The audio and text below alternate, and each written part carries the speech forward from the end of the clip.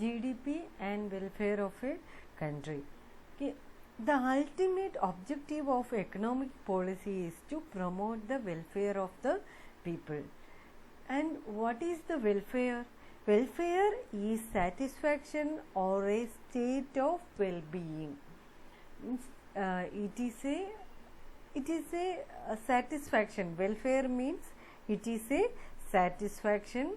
The term welfare is comprehensive. It is a multi-dimensional concept. It depends upon various factors like economic, non-economic factors like social, psychological, spiritual, etc. Okay, but in economics we are concerned only with economic welfare. Okay, now we can study about what we know already. What is GDP? GDP is the value of all goods and services produced in a country during a year. Okay, then this GDP increases, people get more income. This enables them to buy more goods and services and increase their welfare. Countries in which national income is high, people are enjoying greater welfare. If you are taking developed countries like America, Japan, like that, developed countries, their GDP rate also will be high, means people are getting higher income, then they can enjoy very good life, means welfare will be high. But this may not be true always. National income is not a reliable index for this one. What is the reason? There are three reasons for that one. First one, distribution of GDP, how it is uniform. That one is the first reason. Second one, non-monetary exchanges. And third one, externalities. Okay, these are the main factors. These factors are not reliable. Okay, first we can go to distribution of GDP. How uniform is it? Okay, then we know GDP means it is the total value of all goods and services produced in a country. Means we are including goods and we are including services also. If the GDP of the country is rising, the welfare may not rise as a consequence. This is because rise in GDP may be concentrated in the hands of very few individuals or firms. Suppose we are taking 3 people income, one person income is 10 lakh and another 2 people have income of 100 rupees. Okay, how we will calculate GDP? We will add this total income and will divide by the numbers. Okay, then when we are adding this total income, it will come like 10 lakh 400, like that amount will come and we will divide by 3, then we will get like near to one person can have near to 3 lakhs, like that we will get the answer. Is it correct? It is not correct. Okay, means some people have higher income. If you are taking like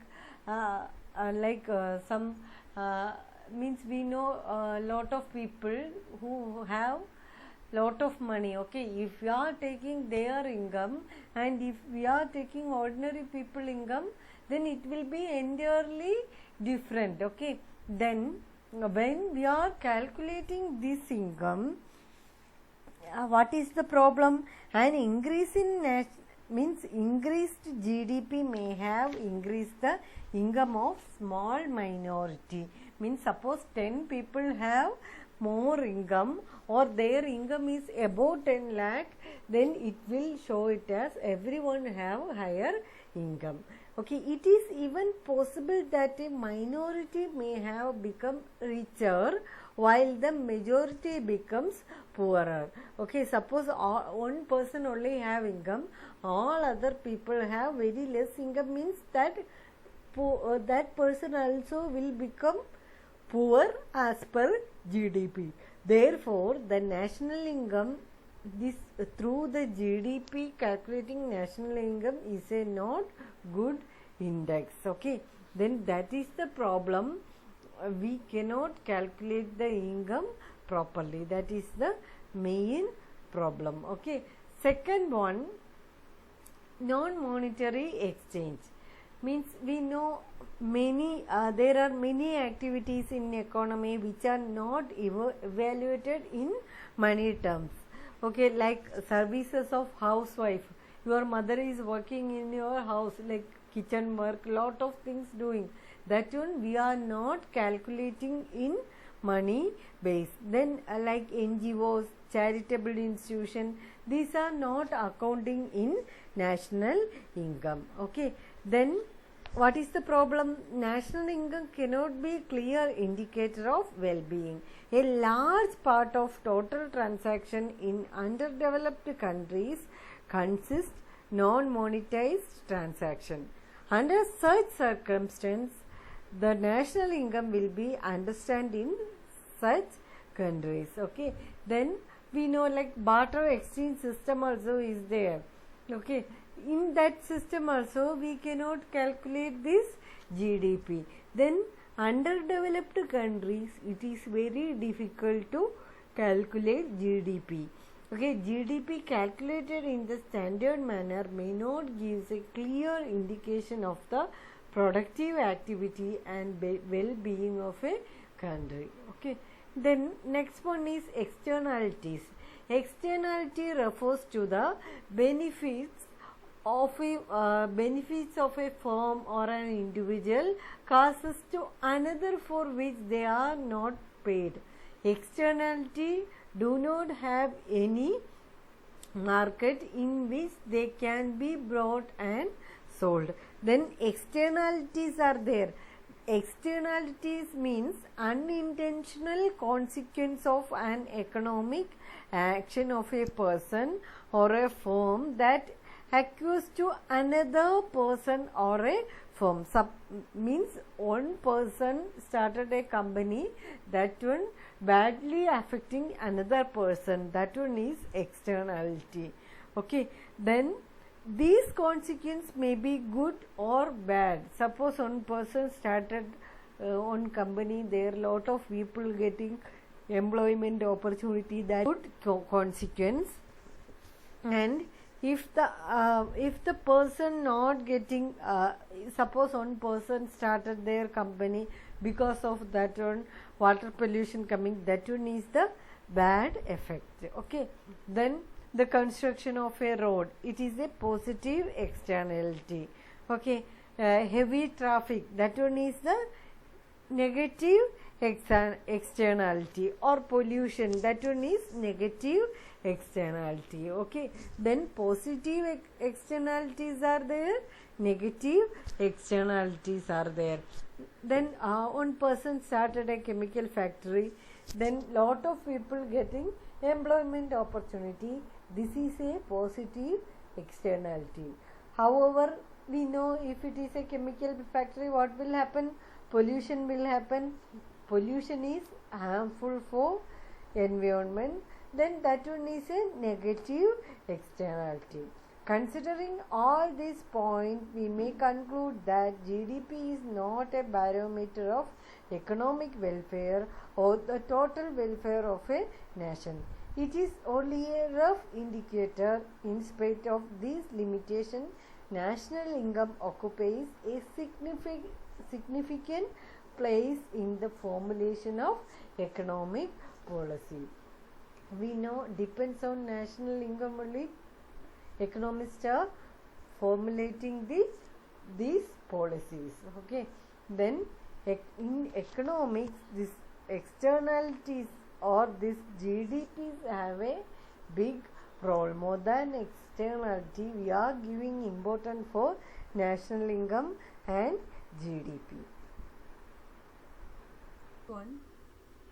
Next one, factor cost, basic prices and market prices.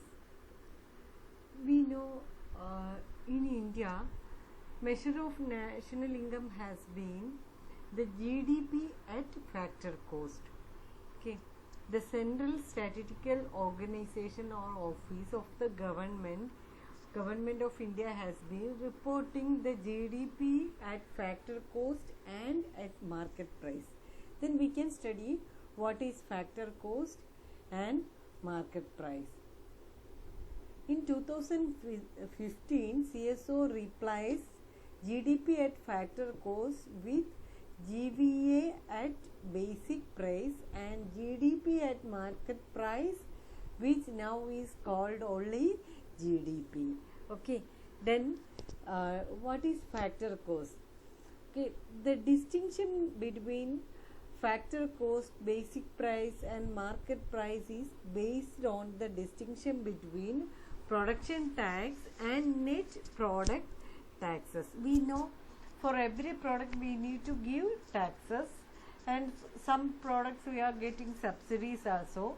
Then production taxes and subsidies are paid or received in relation to the production and independent of the OEM production, such as land revenue, stamp, registration fee. We know for registering property we need to give some stamp duty, registration fees, like that things. Then what is factor cost? Factor cost includes only the payments to factors of production. It does not include any tax. Suppose on product price is 20 rupees. In that 20 rupees we know tax also will include. With suppose price will be factor cost will be 18 and 2 rupees will be cost, and total cost is 20 rupees. Okay, in order to arrive at the market price, we have to add the factor cost plus total indirect taxes and less the total subsidies. If we need to get factor cost, we need to reduce subsidies and tax from that amount. Okay, they include production taxes but not product taxes. Production, we know each firm and companies need to give taxes.